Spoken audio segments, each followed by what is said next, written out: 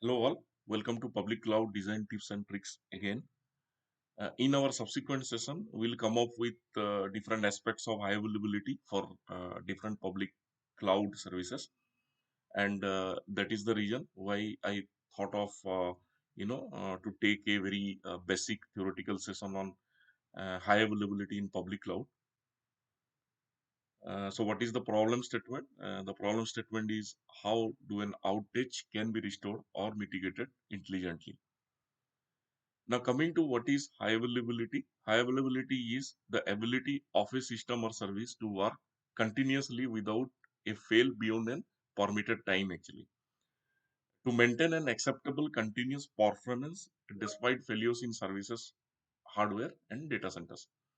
And it always represents with a number that is the nines presented with respect to percentage, and that tells you the services or the systems uptime based on a day or a week or a month or a year. Okay. So, for example, 99%, 99.99%, and so on.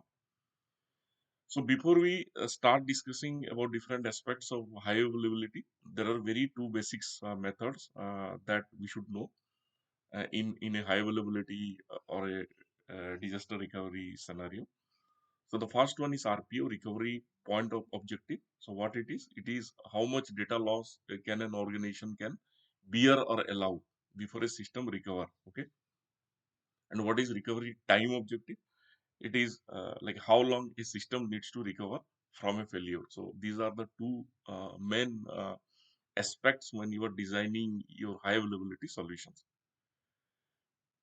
Now, what is basically to deal with a high availability in public cloud? There are three main dimensions. Is first one is the data center redundancy. So when you say center redundancy, that means the redundancy on server level, availability set level, hardware level, networks level, and other equipment that is mainly related to a data centers basically. And what is zone redundancy? Zone redundancy is again dealing with more data center within a zone. So that we'll discuss. I'll give you an example. And region redundancy is more a cross geography topology basically. Okay. Now I tried to give you some example, basic fundamental, just to understand how a region, availability zone, data center, all these things works basically. And I have taken in Azure example actually, so how it looks like. But these are more or less same to other clouds as well. So the first one is what is a region? A region is always a geography. Okay, so that is how a region is defined. And what is the availability zone? Availability zone is specific to a locations within that geography. Okay.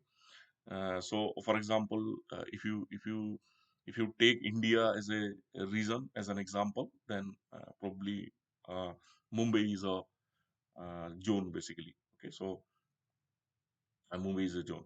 Now, one availability zone can have one or more data centers. Okay, so again, within that availability zone, you can have more than one data centers. Okay, so that is how a availability zone comes with. So if you see the diagram as well, so the center part is a geography or a region, and then it is connected to three availability zone within that region. So three availability zone means three locations basically, and each locations uh, can have more than one data centers. Okay, and each availability zone again connected with each other with a uh, very high performant bandwidth basically, or the network you can say, and that comes with a latency benefit basically. Okay, so that is how it looks like. And and within availability zone again, you can have the zone redundant capability. Okay, so if one goes down one location, then it can recover from different locations within that region. Okay. Now the same region also can be connected to a different geography altogether. So for example, the entire region goes down. In that case, you can also recover from the other geography. So that is why that the DR region is connected with the main region. Okay. Now each data center is again mapped to a physical zone, and each physical zone mapped to a logical zone. So here in Azure, basically the logical zone is nothing but a subscription basically. Okay. So each physical zone, again, it's a location or a data center, location and a data center within it, and then logical zone is a subscription in Azure especially. Okay. And the concept also more or less same in other public cloud as well. Okay. So that is how it looks like. Okay. So whenever you think of high availability, these are the more common things that you have to take into consideration.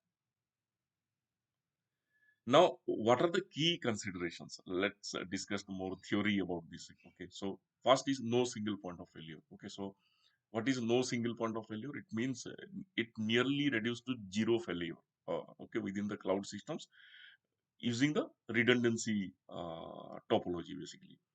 Now failover is again intelligently you mitigate your availability to the shortest redundancy area basically. So that is the failover, and it is always be performant in nature. So the overall performance, let's say there is a failure happen, then if you are connecting to the next availability area, that also should be performant enough to sustain your application or system or service, whatever you can say. And above all, there is an architecture that should be intelligently designed uh, in terms of handling this high availability. So one example is should be more decoupled and reliable solutions. Okay, based on different design principle. Now there are two methodology that works in high availability. Is one is proactive approach, one is reactive approach. What is proactive approach? You should take always regular backup for the resources and data you have. You should have a zone redundant enabling within your architecture. You should come up with a load balancing strategy, and you should have health checks and monitors to detect any anomaly. Okay, if there is within one data center or something, and there should be some auto recovery mechanism as well for any failure. Now, what are the reactive approach? You should be always ready to restore your data resources from the next availability zones or region, and deploy your resources also to the next availability zone or regions.